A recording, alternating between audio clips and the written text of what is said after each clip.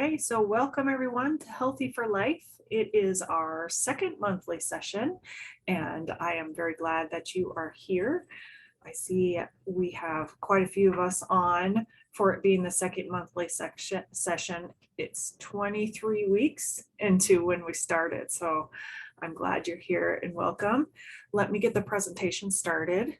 All right, so our topic for today is meals and more. So again, with this topic, it's one that I'm excited about because I think that you'll be excited about it. And we're going to go through meal ideas, lunch ideas, just kind of ideas to shake things up and make them maybe a little bit more exciting, especially if you've fallen into a rut of where you're comfortable. Hopefully we'll give you some good ideas today, and maybe you'll even give me some good ideas. So the picture that's on there is actually from just a couple of weeks ago. My parents were out of town and they always grow a huge garden. So I got to go over and raid their garden, and it was really fun for me. And it also encouraged me to try some new recipes and to kind of change up how I was cooking things, because I had all this fresh produce that I had to figure out what to do with. So I thought that was appropriate to put on there for you all to see. I always like to start by giving you the opportunity to do your weight chart and to make any notes about how you feel like you did this month. Really important to do that as we went over. I think I can safely say that since you're here, you probably agree. And then, of course, if anyone has any feedback or questions or anything you want to share with the group, pop that in there.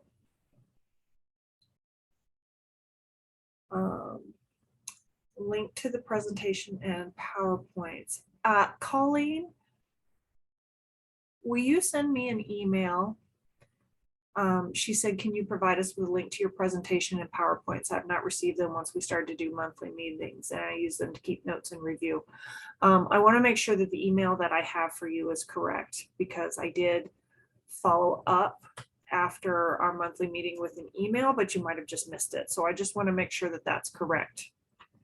And then as far as where you can find that information, it's benefits, and I'll type this into the chat as well. It's benefits.mt.gov/healthy for life. And then you just scroll down under the resources section, and that's all there. And of course, I'll post the recording of this one once we're done for today in that same spot. So good question. Thank you for asking it. Cantaloupes are getting close to being ready for eating. That's good. Glad to hear it. I wish I had cantaloupes. I have to rely on Dixon melons to get my cantaloupe fix, or they've had some. There's a farmer that comes from Big Sandy to the Capitol Square Farmers Market where I get some from too. My triathlon went well. It was so hot and I had to slow down, but I felt good about my race. Yay, I'm glad to hear that, Jessica. Nice job. Oh, how long ago did you finish your triathlon? It has been really hot this summer, hasn't it? August 29th. Yeah, it has been really hot this summer, hasn't it? It's been a great opportunity for water sports and kayaking and that sort of thing, but it's been tough for a lot of other things because it's been so hot. In Chicago, August 29th in Chicago. Oh, that's cool. You got to make a trip out of it too. Yeah, it's probably humid there in Chicago too, wasn't it, along with the heat? So that's good. It went really well. Yeah, that's something to be proud of. Pat yourself on the back. That's awesome. So a couple weeks for recovery, and then I'm sure you'll be on to whatever the next challenge is. That's great. Okay, so hopefully all that chatting gave you the time to fill that out.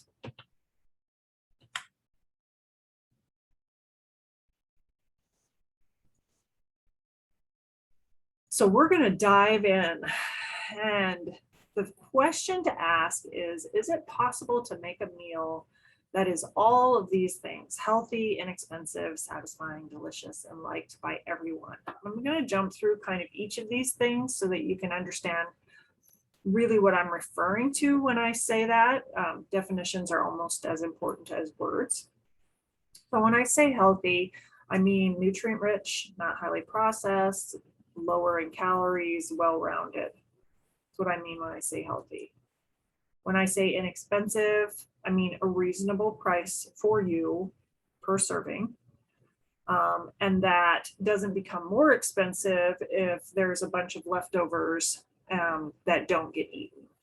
So both of those things play into making something inexpensive.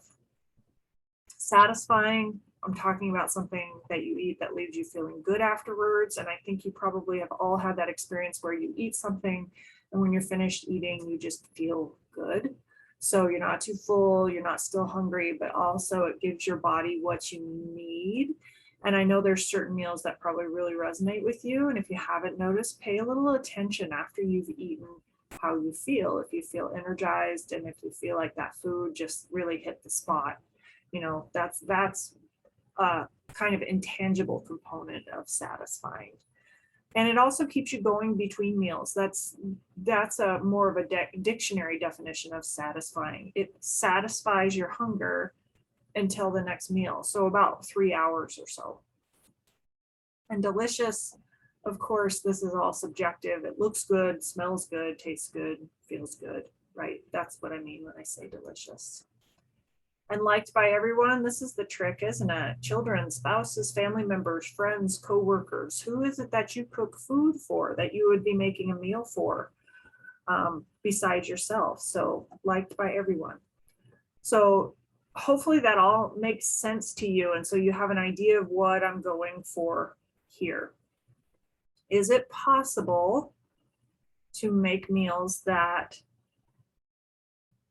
can tick all those boxes? Well, I'm going to float the idea to you that yes, it is possible.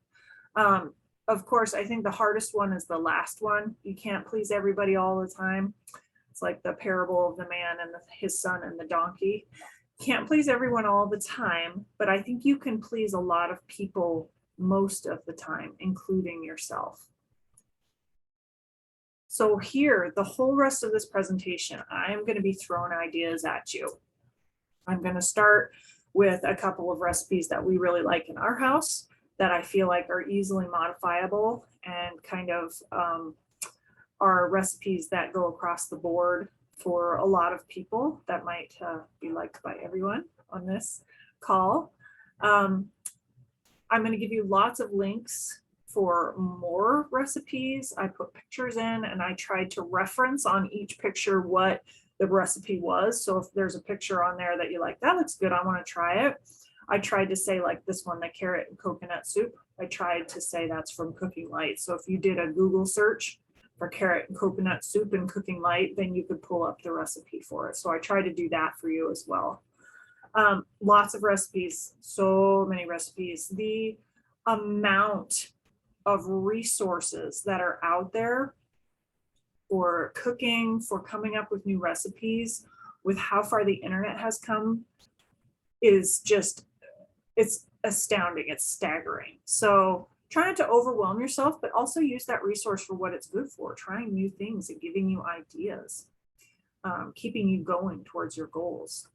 I highly recommend to start some sort of filing system or book or pins if you use Pinterest, or however it makes sense for you that you'll use it so that you can put recipes in there that you really liked. So you tried the recipe and you really liked. And I always say, you know, out of every 10 new recipes that you try, there's going to be one keeper. It's not to say that the rest of them are going to be total flops. There's probably going to be one total flop out of that 10 too. But that one keeper, that's the one I'm talking about. That's the one that goes into your recipe box. That's the one that goes onto your Pinterest board. That's what you print out and put in your book, however you like to do it. And then as far as organizing them so you can find them, I have a tendency to do it by protein source because a lot of times that drives what I'm going to make. So if I have leftover steak or roast, if I have leftover pork chops, leftover fish, that kind of drives what recipe. And so that's how I sort mine. And I showed you a couple of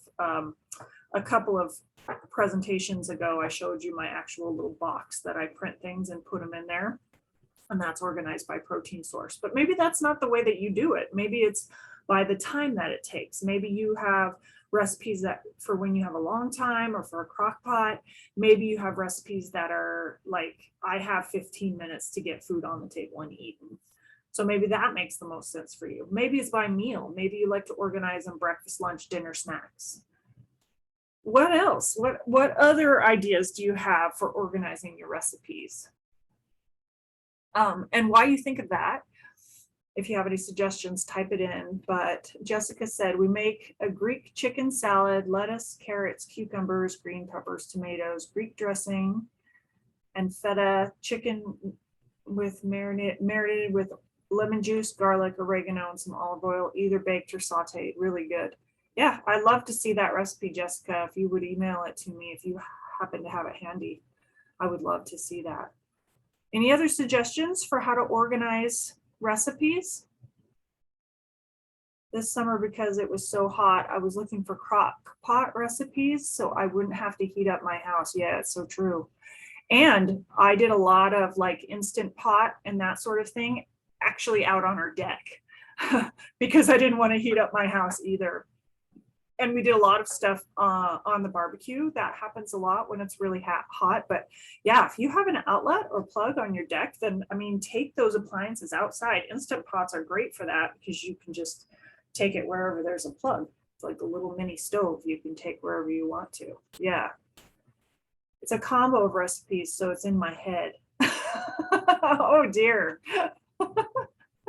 I can't remember. This is prime real estate up here. I don't remember from time to time. I got to write it down and organize it so I can find it the next time I need to remember. Because I'm like, was there a half a cup of that? What was the other seasoning I put in there that was so good? Never remember. So I admire that. You're like that amazing barista at the coffee shop who, if you go often enough, she's like, you want to blah, blah, blah, blah, blah, right? Yeah. It's like, how do you remember that? I don't know. Repetition, probably. Okay. So here's the first recipe I want to share with you, and I actually typed it all on here for you. Since you're going to have access to the slides, I'm definitely not going to read all of this to you, but what I did want to point out is macaroni salad maybe isn't the first thing that comes to mind when you think about something healthy to make for dinner, is it? And of course, there's intolerances that are out there, and recognize that. So I tried to put in a variety of different recipes here, but for macaroni salad, you can definitely adjust this to fit your needs. You don't even have to use a mayonnaise, like a cream base for it. If you wanted to, I've seen lots of macaroni salads that have like a vinaigrette base or a oil and vinegar base to it. So you could change that. You can change what kind of macaroni noodles you're using. You can use the regular ones. You can use whole wheat ones, which is what I use and what I've written on the recipe. But there's also gluten-free ones that are available. There's lots of different options there, as there is with veggies that you put in. If you don't like dill pickles in your macaroni salad, then you can replace that with something else. Maybe you just want to bump up how many veggies there are. So you just add in a bunch of vegetables to it. If you don't like tuna, you could use chicken. You could use tofu. You could use nuts. There's just so many different ways that you can mix this up, and I'm going to give you a lot of links for that. But this is how my family likes the macaroni salad. It's a big hit in my house. So the other thing I want to point out to this is that I will add under number 3 there, I'll actually, my additional vegetables are, I actually put this on like a salad. I'll put it on top of greens, garden greens, or other lettuce, and then you can sprinkle to add a little interest, a little crunch. You can sprinkle peanuts. We really like grape nuts. We stole that idea from, what's that place called? McKenzie River Pizza. They put grape nuts on their salad. Totally stole it. So that's a couple of ideas for adding crunch to it. So that's the macaroni salad and kind of what I want to point out with that. We like to put hard-boiled eggs and little cuts of cheddar in our macaroni salad as well. Yep. McCormick's has a seasoning called Suddenly Salad. You can add to pasta and veggies with Italian dressing, which is very versatile. Yes, I like that idea. That's great. Yeah, great ideas, you two. Thank you for sharing. Okay. So the next recipe is Mediterranean quinoa, and I should have led with this, but I have to apologize to you for the food porn at lunchtime. Hopefully this will encourage you to make a really good healthy choice though. Hopefully it'll encourage you to do something with lots of veggies in it and good lean protein. So sorry for that. So Mediterranean quinoa, again, basically I swapped out macaroni and we're making quinoa instead. This is a good riff on that I really enjoy, like Mediterranean. So it's got artichoke hearts, it has kidney beans, chicken, Kalamata olives, cherry tomatoes. There's tons of tomatoes this time of year. It's a great time of year to do that. As you can see in the picture there that I included, you could do asparagus, you could do bell peppers if you like that. If you don't like red kidney beans, you could use cannellini beans, which are white kidney beans. You can take the beans out totally. You can use less, you can lose more. You can put whatever kind of herbs in there you want, garlic, parsley, all of that stuff can be changed, it can be modified. So I also included recipes for quinoa. So if you're not familiar with quinoa, it's a grain. It's actually a seed, it's not a grain, but it has a full profile of amino acids. It's one of the only grains that has all of the amino acids in it. And so it's really a helpful thing for people who don't eat meat to include in their diet. Other things that aren't meat, you kind of got to do like beans and rice. If you do beans and rice together, then that's a complete profile of the essential amino acids that your body can't make. But if you only have rice or you only have beans, you only have part of those building blocks. Quinoa has all of them.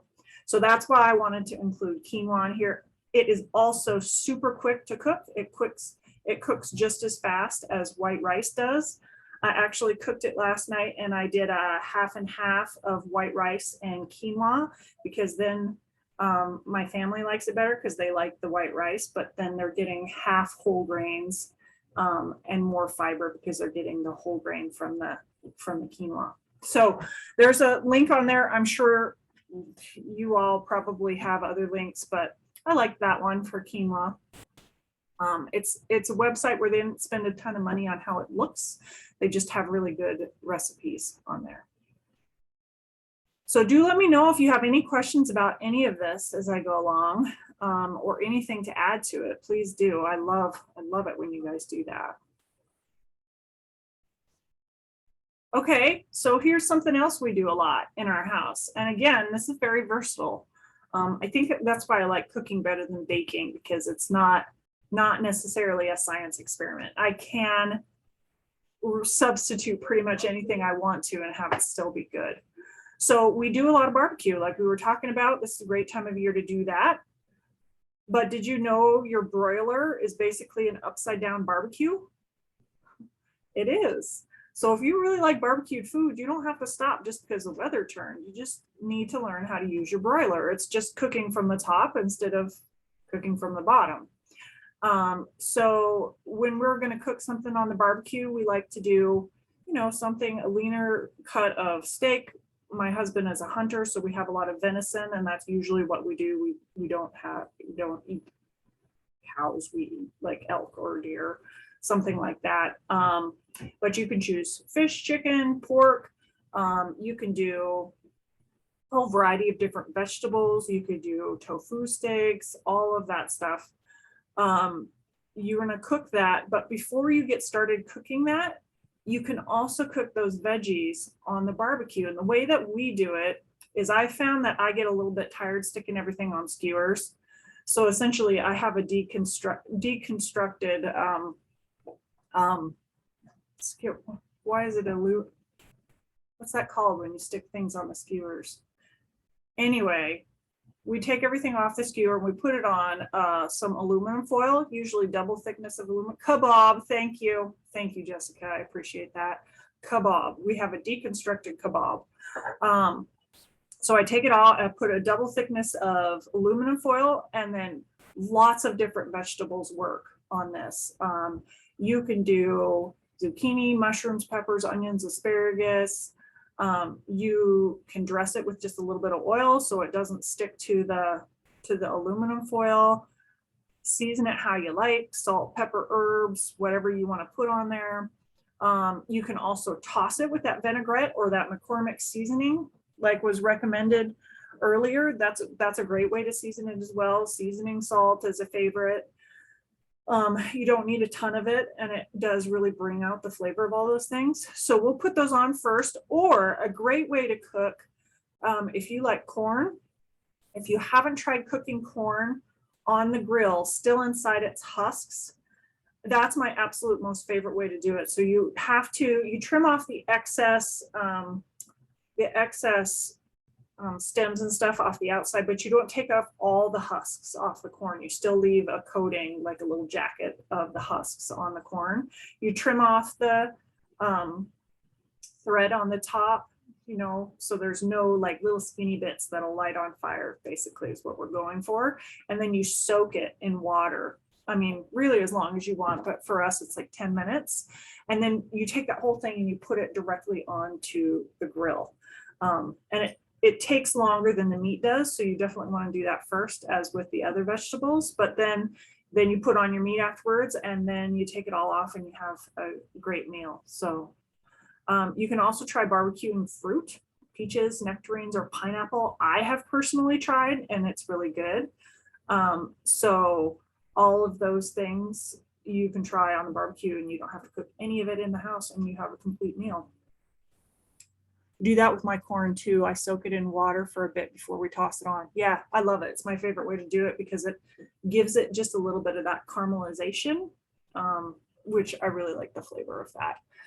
And then cowboy caviar, I always got to throw that out because cowboy caviar is so good. And there's so many different ways to make it.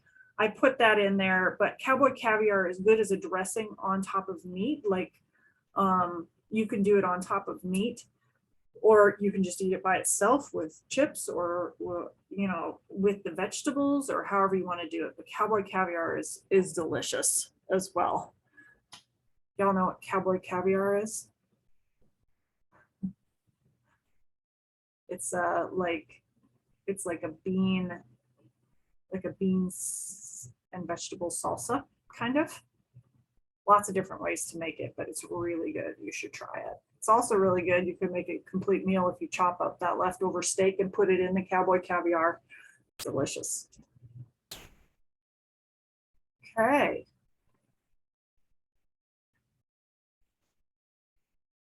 Okay, so this I can't even pronounce except for Provencal at the end. This is a stew, basically. And I made some modifications to a recipe I got out of it was probably Cooking Light, because that's my favorite. But this one I really love. It has a delicious flavor. And you know what I think the trick is? And I don't know if you've ever tried this or not, but the Kalamata olives. So if you see down near the bottom there, and I don't leave them whole. I don't just throw in whole Kalamata olives, although you could, because my family doesn't like Kalamata olives. What I do is I chop them into really, really, really fine pieces, mince them really finely. I have a Pampered Chef chopper, but you could also use a food processor or whatever you wanted to use there. And then I add that along with a little bit of the juice, the vinegar that it's in, and put that in near to the end of cooking. And I really feel like that adds just that extra umami flavor to it, but it's really good. And this is really wonderful to make during the winter time when you want something kind of stout, but warm, with great leftovers to take to work the next day, or to freeze and reheat and have it later when you need a 15-minute meal. This is one of my favorite. So that's why I put the recipe for this one in there.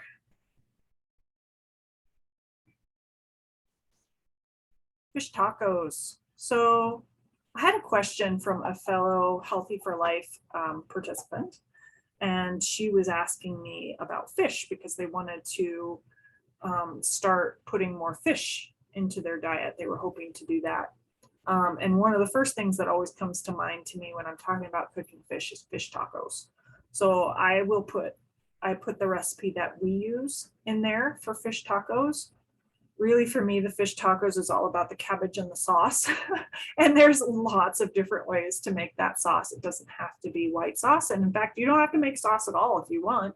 You could just use like a light pre-bottled ranch or sour cream if you wanted to.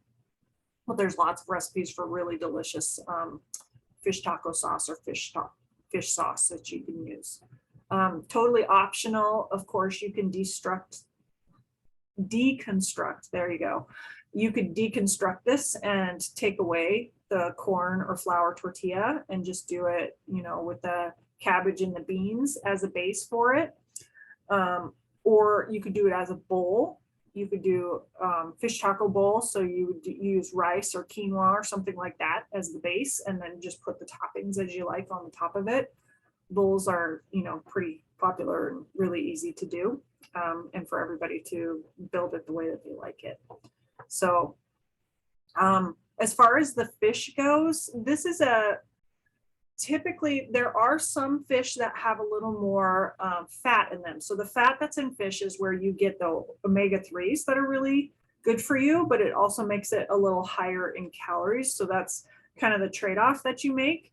Tilapia, in my experience, can be really tasty and really mild, or sometimes I'll get it because pretty much all of our fish in Montana is frozen, but sometimes I'll get it and for whatever reason it tastes really fishy and I don't like it. So don't give up on tilapia if you get one batch that's not great. Maybe try it from a different source and see if it has a better flavor. And then of course there's cod, and there's lots of other firm white fish. I don't know if you're familiar with the Monterey Bay Aquarium, but they have like a fish finder, and they have recipes for kind of lesser known cuts of fish, so we don't overfish just the ones that we're familiar with, that are really delicious. So really any of that will work. And quite honestly, I've had fish tacos made out of all different kinds of fish. I've had fish tacos made out of salmon. I've had fish tacos made out of shrimp. So, I mean, they're shrimp tacos, they're not fish tacos, but you get the idea. Really anything that you like there, you can put in, and it's delicious. So we have really tried to commit to a meatless Monday at our house. We make chickpea tiki masala. Oh, and it was delicious. Bonus, Montana is kingpin in growing local chickpeas. So there you go. Hey, would you send that recipe to me? I would love to see that recipe for chickpea tiki masala. Awesome. And I'll share it with everybody else. So here I put chili and then parentheses potatoes, because I don't always make potatoes to go with my chili. Sometimes I just make chili, but chili is definitely a favorite. It's super quick in our house, especially when I don't have to cook the hamburger, because I'll do plandovers with hamburger where I'll brown twice as much hamburger. It's technically venison burger, so it's really lean, but I'll cook twice as much as I need. When I cook it, I'll do like 4 pounds of hamburger, and then I'll use part of it for the meal I'm making that night, and I'll cook it with some onions, because pretty much anytime I have hamburger I add onions to it anyway, so I just add the onions to it while I'm cooking it, and then the part that I don't use I put in the freezer. And then anytime I need hamburger to go in stroganoff, to go in tacos, to go in chili, any of that stuff, I take out that bag of the frozen pre-cooked hamburger and you just add it, and it's super quick. So anyway, chili is definitely a favorite. I've never had Cincinnati chili. Jessica asked if you've ever had Cincinnati chili. I have not. I've not even heard of Cincinnati chili. I'm not sure what that is. So this is my Kim's super quick way to make chili. And You'll notice in there, I said you can use a chili seasoning packet, but I have actually not bought a chili seasoning packet for a long time. I just have all of those seasonings in my cupboard and I just add them individually to it. So instead of getting out one seasoning packet that has, preservatives and other stuff in it, that I just get out, 6 different bottles and add it to it, the cumin, the garlic powder, onion powder, chili powder, paprika, pepper, salt. And then I can control how much salt and, if there's preservatives or anything like that in there. So super quick, super easy. Chili is it's a big bomb for fiber. It's a big bomb for protein. It will keep you full for a long time. So we really like it. It reheats well, all of those stuff. If you like to dress it up, you want to add a little more veggie to it, you can do baking potatoes. You can do sweet potatoes. We like to add olives, diced red tomatoes, cheese, maybe green onions. Sometimes my kids will put Fritos, they'll sprinkle Fritos on the top. So those all work too. Chili on baked potatoes and broccoli is equally delicious. So it's really easy to add to other things as well. Cincinnati chili has chocolate and cinnamon in it. Served usually either as a coney or 3, 4, or 5 way. Interesting. I'll have to check that out. Spaghetti chili cheese is a 3-way. Oh, I see what you mean. Okay. 4 or 5 is onion or kidney beans. Oh yeah.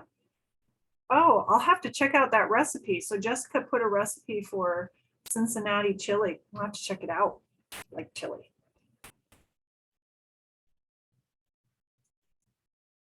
Okay, so speaking of soup, we are going into soup season, aren't we? And soup is one of my favorite foods because it is easy to make. You can make extra. It'll feed a lot of people for not very much money. It freezes well, so you can have some in your freezer. And when you have one of those nights, you come home from sports or you come home late from work, or you just don't feel like cooking, any of that works. You just take it out of the freezer, you defrost it in the pan, takes like 15 minutes, and you've got a delicious soup to eat. You can cook it in the crock pot, you can cook it in the Instant Pot. It's easy to transport if you need to take something to somebody else's house. All of those things. You can make healthy substitutions. It's really easy to make healthy soup. And I just basically went out there and I found this link for soup, which is of course from Cooking Light. But there are so many different kinds of soups that are available to you. Okay, so here's avocado buttermilk soup with crab salad. Ooh, that's an interesting idea, isn't it? Miso noodle soup with meatballs. Have you ever tried making soup with miso? It's got a lot of umami in it. Umami, right? It's that kind of meaty, satisfying flavor. That's what umami is, but miso does. So see, you can put sprouts, you can put meatballs in there. Look at that, mashed potato soup. That's healthy for you. Look at that.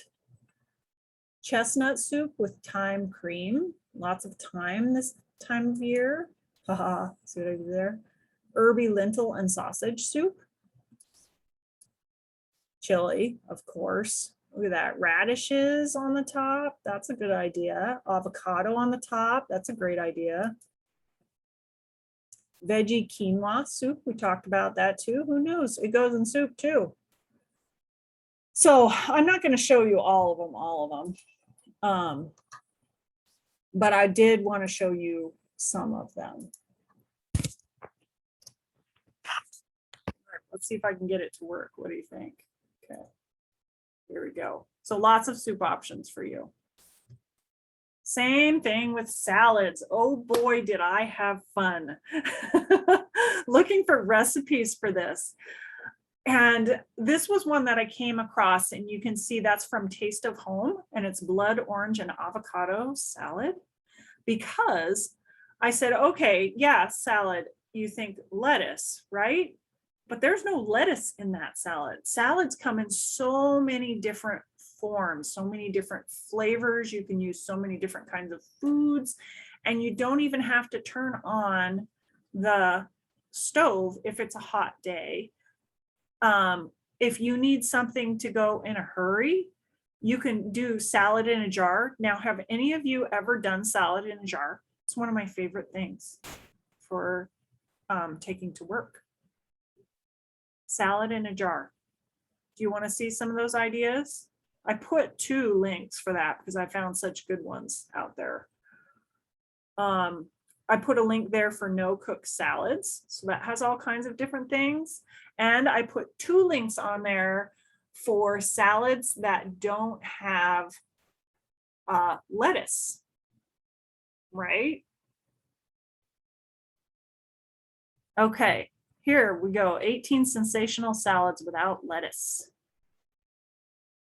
So here we have Moroccan beet salad. Does anybody else love beets? I love beets. Oh, they're beautiful and they taste so good, especially roasted or pickled. Yummy. There's halloumi. Is that how you say it? A salty, semi-soft, deeply savory Greek cheese that takes beautifully to grilling and frying. Interesting. Cold soba noodle salad. Soba noodles are like an Asian noodle, and you can get them whole wheat version really well, really easily. I mean, spiralized village Greek salad.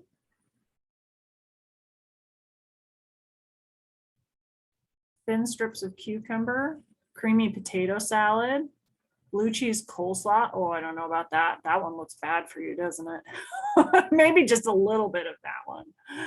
Grilled corn salad. This looks a lot like cowboy caviar to me. Vegetarian ceviche. I can't say it today. Oh, yes. All of those are great options. I make lots of salads with cabbage as a base. It lasts longer and you can add all kinds of fruits and veggies to it. Yeah, that's a great idea. Kale is great as well as broccoli and Brussels sprouts. Those things make fabulous salads. And I'm telling you, if you haven't tried cutting your veggies in your food processor, you absolutely should. Cool. I now have a fruit salad drizzle recipe too. Yes, yes. 1 very ripe banana, juice of 1 lime, 2 tablespoons of honey, and some poppy seeds. Blend it up and put it over any combination of fruit. Yes. I think I shared that one too, Emily, because I really like that one. That was a good idea to use the banana for the sweetener in it instead of sugar. I really liked that. Good idea. All right. Back to the presentation. So lots of ideas. Hopefully this gives you some great ideas to mix up the whole salad scene, try something new, use some of that beautiful produce that's out there this time of year. Sandwiches, same thing. So many different options and ideas for sandwiches. Start with a base of hearty whole grain, assuming that you eat grain. If you don't, I even put a picture on there of lettuce wraps because you can make sandwiches into lettuce wraps. Almost anything that goes in a sandwich can also go into lettuce. It can go into tortillas. It can go into pitas. It can go into whole wheat sandwich thins. All kinds of different options there. Rice paper, that's another one that I haven't mentioned. Rice paper, you just soften it with a little bit of water. And those are like those fancy Asian looking spring roll wraps where you can see the veggies through the wrapping. That's rice paper. So any of those things work too. Lean protein, load up with lots of veggies, spice it up with different condiments like tzatziki is one of my favorite. Mustard, pesto, hummus, pickles, avocado. So many different delicious choices. This one looked really good. Chicken and cucumber wraps with peanut sauce, and that's from eatingwell.com. So lots of options there. Do you want to see the sandwiches? Want me to go there? Okay, I'm gonna torture you with some more pictures of delicious food.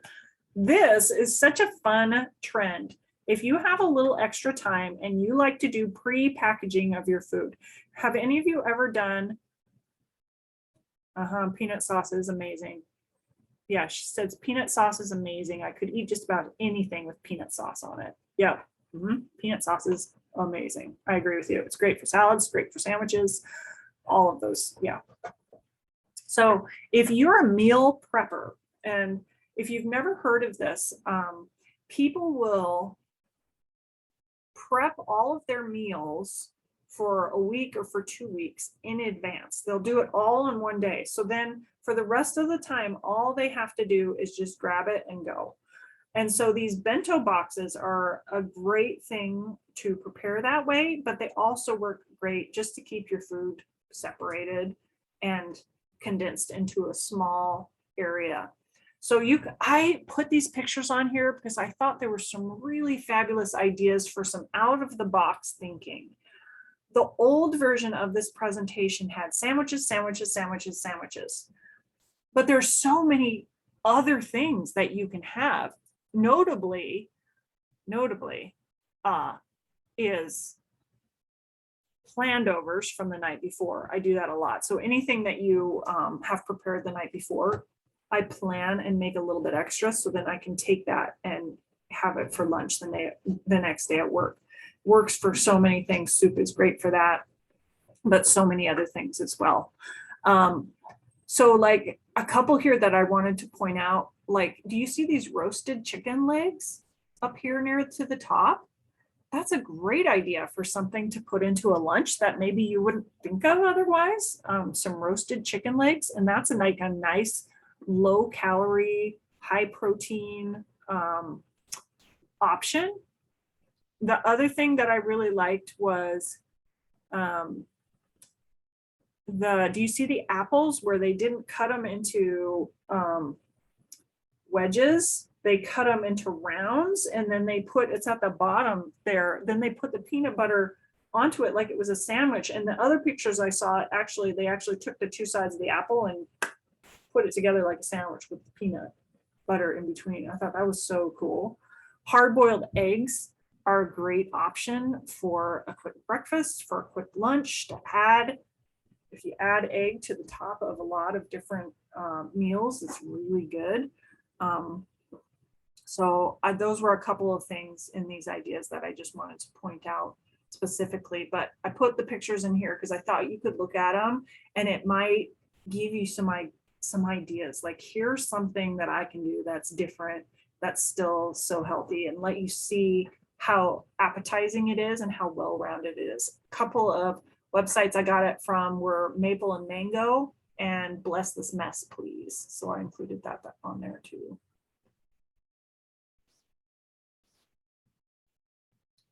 And we can't have a discussion about meals without also talking about snacks, because a lot of us end up snacking through the day. So it will last for 2 weeks, really. Yeah, it really will, depending on what you put in it. Emily said, when you do the meal prepping, it'll really last for 2 weeks. Yeah, it really will, depending on what you prep, of course. But if you want links for that, the Whole30 dietitians do a really good job, but you can just email me and I'll send you a couple links where they have like a meal, they have a whole meal plan and shopping list and everything that you can do if that's something that you're interested in. So snacks are so important. And I just wanted to remind you all that it's really simple to put together a healthy snack as versus just grabbing whatever. Just think about, it's 2 food groups, right? That's a snack. You want to come up with something that's about 100 to 300 calories, depending on what your needs are for that day. That's got 2 food groups in it. So I put some options on there, things for you to look at and remember.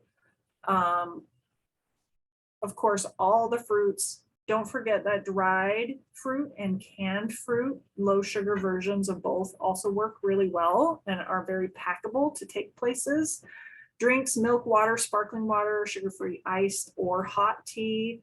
Those are a great thing to have, especially mid-afternoon. You know, you're not hungry, but you feel snacky. Have a cup of tea. Not sugar, just taste the tea. Try that.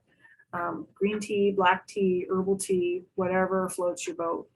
Veggies, of course, always a good option. Dairy, yogurt, milk, cheese. Cottage cheese is a great high protein, low calorie option. Protein, you can slice up whatever you had for dinner and have that for a snack. You can do nuts, you can do tofu, you can do jerky, crackers, peanuts, sunflower seeds, hummus, so many different choices. I've been doing dried apples when I'm traveling, easier to manage, don't have to wash them, etc. Yeah, exactly. And that's still a healthy choice when you keep in mind that it's a dried option, so you don't need as many of them. Yeah, that's a great option. Don't forget that those snacks are important to your overall diet, especially because most of us do have a tendency to snack a lot. It's not just meal, meal, meal. A lot of us have a tendency to do small meal, snack, snack, snack. So thinking about and having your snacks contribute to your overall diet really makes an impact on your overall health and going towards your goals. So here are some ideas for you. I just wanted to throw this out for you to be able to see. This is 300 to 500 calorie ideas for meals. So I put in here serving sizes for the things that need serving sizes. So you can have an idea of how much, you know, just like a simple idea. PYOS, if you remember, is the pick your own sandwich, PYOS. So PYOS, a half a cup of low-fat cottage cheese with a cup of strawberries, a cup of bean soup, side salad, low-fat dressing, 15 Triscuits, and a cup of melon. I actually found some pictures and I tried to give credit to the website, but it wouldn't let me go there. So I just put the picture on there. So these are actual pictures of what you can get for 400 calories, 300 calories, 350 calories. I love the ideas of figs, right? What a fun idea is figs. And how often do we forget about that? So figs are a great idea. So I just wanted you to see that again, because a lot of this and pretty much everything that I'm giving to you today is to give you ideas, to get you to try something new, to get out of your rut, to mix up what you're eating a little bit, make it exciting. That's what this is about today. So that's why I wanted you to have visual as well as, you know, you can read through and say, okay, what is it that I can make without even having to do the math as far as the calories go. This is how much of each of these things, and here's some great ideas. And don't forget about the Create a Meal handout. I want to show this to you. So I'm going to link on this and then I'm going to share. This is the Create a Meal handout. And I put this together years ago. I have to admit that I didn't go through it in detail prior to this presentation because I felt like it was pretty good. But this is an easy way, if you don't want to think about how many calories is all of this, this is a Create a Meal or a snack handout. So you can use this to put together things that easily put together a meal or a snack within the calorie level that you want to be at. So there's also the idea of free foods in this. So free foods are things like herbs, seasonings, spices, low sodium broth, lemon juice, vinegar, hot sauce, taco sauce, things that have very few calories and have a big flavor punch, if that makes sense. So you can see as you look down this, there's snack ideas there that I've put together for you. Number one, great grains and starches help you build energy. So you can see as you go through here, there's instant oatmeal, English muffins, whole wheat pita pocket, sweet potatoes, quinoa, beans. The second one is protein power for muscle maintenance and satisfaction. So there's different high protein options there. Number three is nutrients. So here is where I put all the veggies. And as far as I'm concerned, really veggies, you don't really need to keep track of the calories for those. You of course can, but at this point, is it important to write down 25 calories from your cup of asparagus? Maybe not. It's up to you though. And then nutrient packed extra, a punch of flavor and nutrients, but also a lot of calories and sodium. So basically what it's saying is the number 4 ones, you want to do it just a little bit cognizant of the fact that they're high in calories and sodium. So that's like your nuts, your nut butters, your jelly, dried fruit, olives, avocados, marinara, pasta sauces, all of that sort of thing. So that's out there. And I see I have a couple comments, so I want to read them. Let's see, any ideas out there about where to get wild game meat? Our hunter neighbor has moved south, so we do not benefit from his generosity anymore, but miss elk hamburger and venison steak. As hunting season gears up, I'm thinking soon there will be some unneeded meat out there. Willing to pay, but understand hunters cannot sell meat they harvest. So sort of stuck. Yeah. I am interested, of course, as well, if anyone has any extra meat that you'd like to donate to the cause, then let me know. And I'll just let everybody else know as well. Thanks for the pep talk. I've been so discouraged lately in trying menu ideas and still stay within my calorie range. You're welcome. Yay. I'm glad. So glad. All right, let's go back to the slides.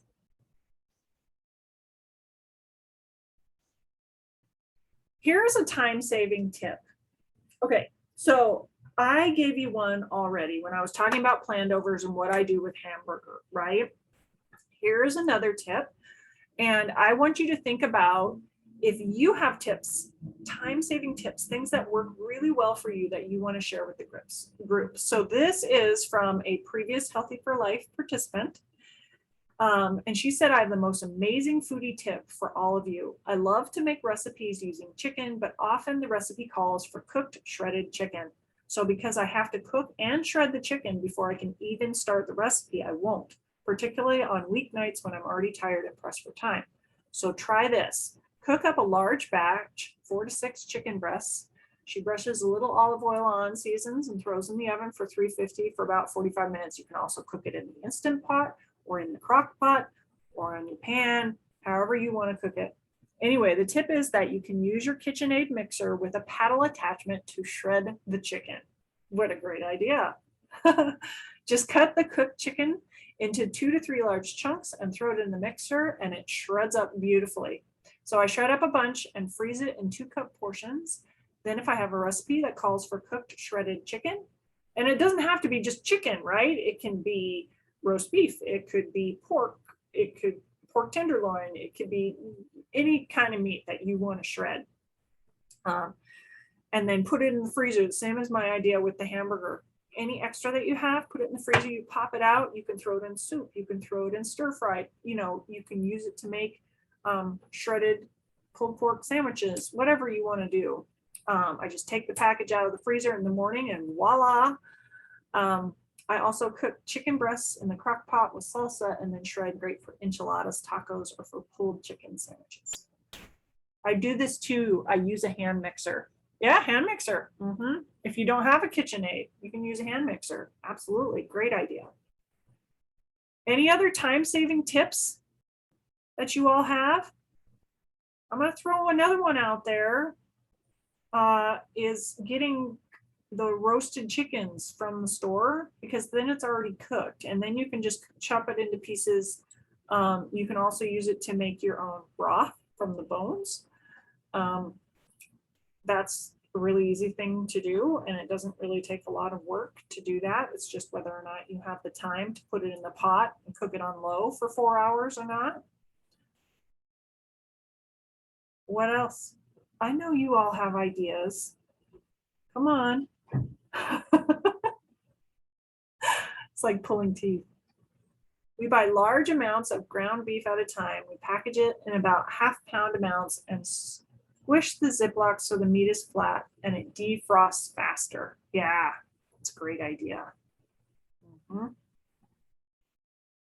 Yeah, when I freeze my hamburger, I'll also squish it flat so that when I come out, I don't have a ball of hamburger, and I can just, I usually, because I've frozen it flat, then I just give it a little tap onto the side of my counter and it breaks off, and then I can just take out whatever amount that I want to use.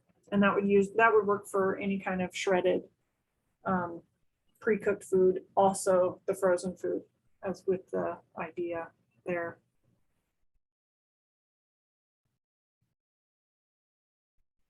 Yeah, that meal prep can give you lots of ideas for having things already made.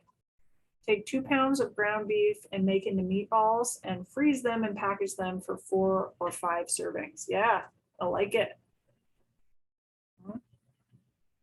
It's a great idea. Okay, I'm not going to drag it out, but if you have other ideas, please let me know. Okay, so your challenge, should you choose to accept it, is to try a new recipe this week. We try 4 new recipes this month. I give you lots of ideas. So hopefully I've inspired you to try something new, something hopefully in all of that said, you said, that looks good. So your challenge is to try it. And I would love to hear back from you how things went. If you have time-saving tips you would like to share, any of that information, I would love to see it. You all are definitely the source of my best ideas, so please share. Of course, as we're going along here, we want to keep on going with what we've been doing. Please keep on tracking your food, especially if you're still actively trying to lose weight. It is worth your time, I know. And hopefully you're at a point where it doesn't take too much of your time to do that.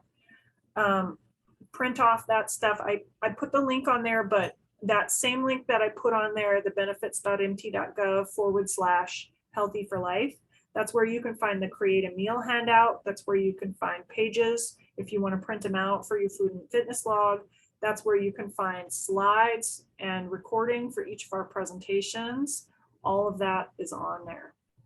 Oh, here's another idea. When I make lasagna, I use my Thanksgiving turkey roaster pan, and I can freeze individual portions of it for later. That's a great idea. Yeah, I love that idea. Plandovers, and it makes it so quick when you come in the house and you're pressed for time. You can just take it out of the freezer, defrost it, takes about 15 minutes, and you've got lasagna. Yeah, or soup or whatever it is that you freeze. Yeah, love it. Great. Also, remember all your support resources and use them. So you all are doing fabulous because you're here. You're still on it. You're still moving forward. And that's awesome. But anybody watching the recorded presentation or later, or come back to this later, please remember all the resources that are there. I am here. You have health coaches at the health center. You've got all kinds of online programs and resources that are available to you. So please use them. That's what they're there for. Oh, what have we been missing this whole time? We've been missing Calvin, haven't we? So he has another cooking adventure to share with you today. He says, let's see what happens if you cook popcorn without a lid. And then, of course, the popcorn explodes everywhere, right, all over his kitchen. And he says, heck, that was more fun than exploding a potato in the microwave. And Hobbs says, let's do some more. So go out, have adventures with your cooking, be adventuresome, try something new. Let me know if I can help with anything. Use your support, your resources that are out there. And I hope you have a wonderful month. Jessica said that popping popcorn that way makes for happy dogs in her house. I agree. My dog would love that too. They just love popcorn, don't they? Fun to throw it and watch them catch it. All right, everyone. Have a great day. We'll talk to you later. Bye.